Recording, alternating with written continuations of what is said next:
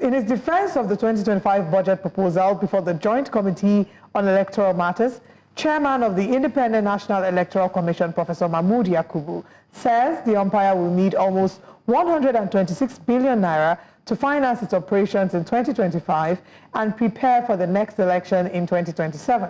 He said the 40 billion naira proposed for the commission in the 2025 budget proposal by President Bola Tinubu is inadequate, considering the payment of salaries and allowances for the year, given the recent increase in the minimum wage.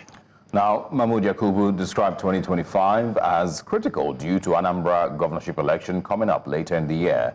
The area council election scheduled also for February 2026, party primaries and by-elections, and the budget for all of that, including the 2027 elections, is not in the current budget. Now, let's look at INEC's previous performance vis-a-vis its request for a hefty sum to run its commission and the road leading to the next election cycle. We have joining us, Program Officer Elections, Yiaga Africa, Paul James. Good morning, and thanks for joining us. Good morning, and thank you for the invitation. Glad to have you. I probably will start you with just asking, if INEC's real challenge is financial.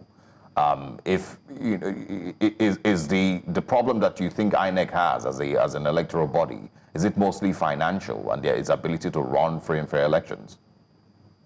Well, INEC's problem, like every other government agency, may not just be limited to finances. I agree that could be other administrative issues and also dealing with all us. Agencies that are supposed to be directly related with people and politicians. This concern of trust deficit is always what you see in the electoral space.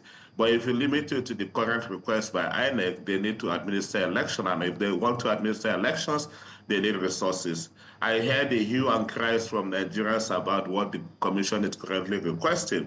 But if you also read from the statement by the commission, last year it got 40 billion naira from the Ministry of Finance, and which, according to them, was not sufficient because they even had to go back for additional monies to be able to conduct the last two elections of Edo and Ondo states. And based on that, of course, Commission has over 800 offices, 774 in each of the local governments and also the 36 states and the FCT, over 14,700 staff, over 51 political appointees that are also working with the Commission that also need to be remunerated. But beyond that also is the daily running of its offices and also the other administrative things that the Commission does. So I think coming up with that request by the Commission is not misplaced. It's just for us to begin to see how we can situate this, especially in the context of how do we minimize the cost of elections in the country. We need to begin to look at the excesses, not only of the Commission, but of the electoral processes and see what do we need to begin to eliminate. For instance, the Commission is currently saying it got over 11 by-elections to conduct later this year. It will need resources for this by-election. Not forgetting, if the FCT election will happen in 12 months, based on the current Electoral Act, the Commission needs to start planning from now. It will need resources for that. So this year, you've got the Anambra election coming in on November 8th, FCT election happening later next year, and then you got the Ekiti and Osun election that Commission also need to start planning for. So I'm guessing it is within all of those contexts that the Commission chair is coming out today, coming out to the National Assembly to make such requests. Okay, so what do you, from your perspective, would be a fair ask? Now, you said that it's agreed that INEC does need more money because, of course, a number of things have increased and every Nigerian can feel the impact of the inflation. What would be a fair ask? They're saying from 40 billion from last year, they're asking for 126 billion naira this year. But what would be a reasonable ask? I think INEC also provided solutions for Nigerians to also look through those solutions and see what is practicable. For instance, if there is one area that I think Nigeria spent money more, it's on conducting elections. If you got 11 by-elections coming up later this year, we need to begin to think within and see what can be done. For instance, you got the Edo State Governor, Senator Monday, that had been elected and used to be a senator. Could it be a case of just going back to the political parties and say, hey, can you replace this person, other than going through the route of conducting elections? Since currently in the country, it is understood that elections are conducted. I mean, it is a party that is on the ballot and not the candidate. If that be the case, can we start looking at that? And I know if that will happen, you need constitutional alteration, you need a lot of reforms. And I think the time also for me is right, especially as these reform issues of the front burner at the National Assembly. Maybe we need to look through those and see how that can truly work. The Commission will always, if you also read through the lines, each time the Commission will tell you about it's doing so much. Nigerians may complain, what do they do within the 4-year cycle of elections? Managing an election or by-election for the Commission is huge. Beyond that, party monitoring and all of that. Part of the request I think that has been coming from the Commission is, can Nigerians, if you like, take off some of these burdens from them? But we'll stay with the conversation at the moment. If we want to manage or limit or reduce the cost of our elections, we look within the body that operates that, the Commission. If by-election has been the challenge, can we go back to the Constitution and see how we could fix that? That once a candidate dies or once a vacancy is declared, can the party just nominate a replacement so that the body can then shift to the political parties to begin to, to concern itself about conducting party primaries and then getting other replacements for whoever was supposed to be, whoever had died or whatever vacancy has been declared, maybe by virtue of promoting to other ranks within, the operations of government. So I think for me, that is what we need to start looking at. Yeah. I mean, a lot of people would agree with you, on that point. But another thing that I think is important is that the country is taking steps towards giving Nigerians more trustworthy elections and an electoral body that Nigerians can actually trust. Because even if Professor Mahmood Yakubu asks for ₦1 trillion, 10 trillion naira, whatever amount of money he wants to request, and they give it to him, if we still repeatedly see the same quality of elections like in 2023 or the by-elections that we've seen in different states, in Edo State, for example, going forward, then it's not money that is the problem. And INEC itself needs a lot of reforms. Our electoral process needs a lot of reforms. And so don't you think that should be top of the conversation? Not just about the amount of money that Professor Mahmood Yakubu needs. Thank you so very much. That's a wonderful question. I would say, I agree with you. Nigerians will be asking for value for money, but it's also beyond INEC in this context because the Commission only has 14,700 regular staff. Every other person that works around our election are ad hoc staff that support the Commission. You got 176,000 polling units nationwide. Edo had about 4,800 thereabout. Ondo had 3,900 polling units. Most of the persons that administer those elections are Nigerians. I agree. They also have to deal with other external pressures, and I think those are the things that we want to look at it broadly. One, the sort of ad hoc staff that are also selected to work with the Commission around our elections, but importantly also the pressure you get from the political class. When the Edo election happened, I for one had shouted that the number of politically exposed persons that were in the state was just too much, and we don't need that in our elections. If you recall, you got almost every state governor in the state trying to see how they can get favor for their political parties. You got even the Senate president in the state. At some point, I think even the vice president was also in the state. The same also happened to Edo. And what we are beginning to see is that the politics are now shifting even how political engagement. You don't see much of pre-election electionary campaign by politicians. On the election for once, campaign didn't start until the middle of October. Go and check the records. APC, PDP, all of that. They started their campaigns from the 15th, political campaign, public campaign from the 15th of October.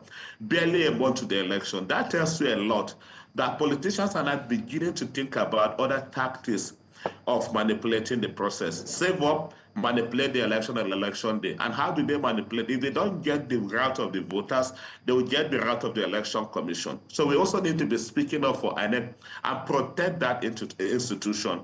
Beyond that, also the kind of appointment that happens into INEC. There have been a lot of calls in the past that we also need to revisit and check, especially when appointments are made of politically exposed persons into the commission, and then civil society and Nigerians will begin to cry, and most people don't even pay attention to this. When President Tinubu came, he made about 10 appointments. And there was concerns about some of those appointments, especially like the man that was appointed for Edo State, based on his relationship with somebody that's also in government. People raised concerns, but as far as I'm concerned, pardon my word, they bullshitted and then they moved on as if, they don't even care. It's also about confidence. We're dealing with crisis of confidence. People don't look at it from that angle. I mean, beyond that, look at the cost of election vis-a-vis also participation in these elections. In the last Edo election, for instance, turnout was about 27% from the 30s that we used to have in the past. In the Ondo election as well, every other election season, turnout keeps dropping. And this is where we need to concern ourselves. If people are becoming apathetic to the process, what are the fundamental issues that we need to correct, that we need to fix? INEC is one, I agree with you, but also the attitude of Nigerians toward election, especially also the idea of approaching election as harvest season need to change. For every politician, sometimes for even INEC ad hoc staff, it is just a few, the chance for them to grab what they can grab and move on. I don't think that should be their attitude to approach elections in this country. So we need a rethink. If you're looking at INEC, you also have to look at the supplier. We have to go back to the process of also recruiting people into INEC and see how we can fix the problem. When you say that Nigerians need to change their attitude, I want you to speak a little more to that. When you say that Nigerians need to change their attitude towards elections, you've highlighted a few points, but I want you to speak some more to that point. Well, my first point I make is how do INEC get its supplies of ad hoc staff? It comes from the National Youth Service Corps. Maybe we need to be more stringent about those appointments. If people are appointed and if there are issues or concerns about those appointments, maybe we need to revoke the certificate of persons that manage the process in that polling unit, one. Number two, we also need to go back to the university system. The people that assist INEC sometimes are lecturers in collecting results as the returning officers. You'll be wondering why a lecturer that will fail a student for not properly calculating their scores, or writing their exams, will be the lecturer that will come and be struggling with adding enough figures of just 18 political parties in an election in the country. We need to go back to the fundamentals. If it is the basic arithmetic that is the problem, we need to fix this from the grassroots. Otherwise, Nigerians also need to be humble enough. If they don't know how to do this, they don't have to be in the process. They don't have to be part of it, especially for those lecturers. INEC on one part, I agree, but the Nigerian issue, the Nigerian factor, the politicians, the people that are involved, go back to NYS to see how they can be more stringent about the people that they appoint to manage the elections. Go back to the university system. If that is not working, we could go back maybe to other agencies, even to the Nigerian Union of Teachers, and see if we can begin to fish out people that are competent and are committed to the cause against the next round of elections. That's always a way, a place and to begin from. And then I agree, we can always stay with the INEC. I mentioned INEC, the problem of appointment into the commission. For the appointment of the INEC chair at the moment, that is the prerogative of the president. Also the appointment of the resident electoral commissioners, that to some extent even the commission headquarters doesn't even have control about them. While these persons are appointed, of course, they barely even answer to the national headquarters. So we need to fix all of this encumbrances in the process. I think it will help it. Yeah. Final question for me would be on, the budget defense, generally. We've seen even some groups walk out, of the sit-ins where the budget defense is being held. Do you think we're doing, these committees are doing a good enough job in analyzing the budget defense, conversations from MDAs across Nigeria? Well, I'm not on the committees. I may not also understand the motive or their reasons for staging a walkout. But honestly, sometimes if you go through the Nigerian budget, you will cry. It's always very painful, almost like a repetition of templates every year.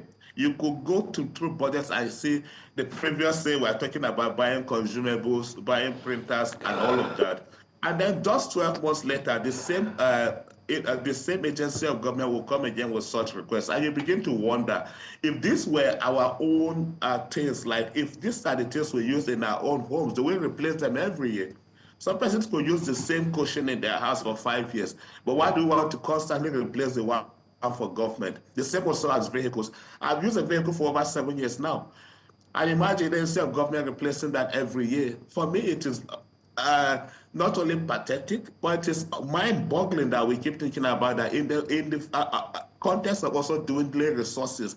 I think we need to look from that angle. If you listen carefully to persons, committees chaired by people like Oshomole and all of that, they are the fundamental question, because sometimes they also have industry knowledge of these things. And for me, that is also what is important, that you understand the space, you understand the industry, and also what is needed. But coming back every time to be repeating some of this, most times it breaks your heart that even the people that are making the presentations of those budgets, it's like they did not even take the time to truly go through or study the budget before the presentation, because probably these are just put together for them by staff from the office without proper briefing about the contents of the budgets.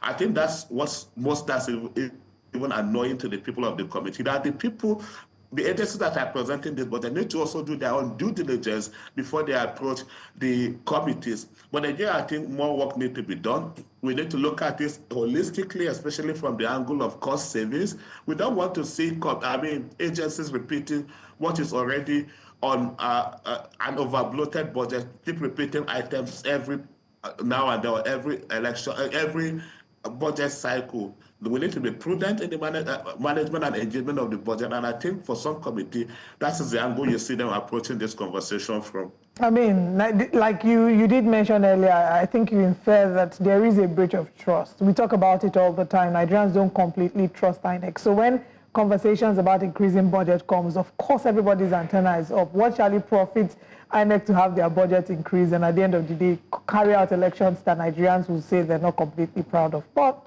we'll continue to follow up with these stories and get the updates that are necessary. Thank you so much for speaking to us. Do have a wonderful rest of the week.